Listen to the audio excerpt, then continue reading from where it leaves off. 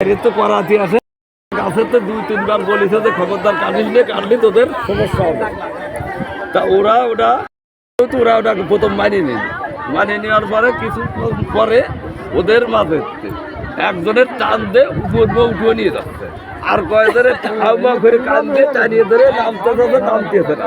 আর একজন ছিল তার বাড়ি চন্দনলতা, সে এলো বসেছিল, সে গাছ কাটার ভিতর না, সে আসে জোড়াত করে মাপ চাইছে যে মাফ করে দাও বাপু, আমরা যে অন্যায় করছি আমাকে মাফ করে দাও। তারপর সে উঁচু জায়গাতে ছাড়িয়ে দিচ্ছে।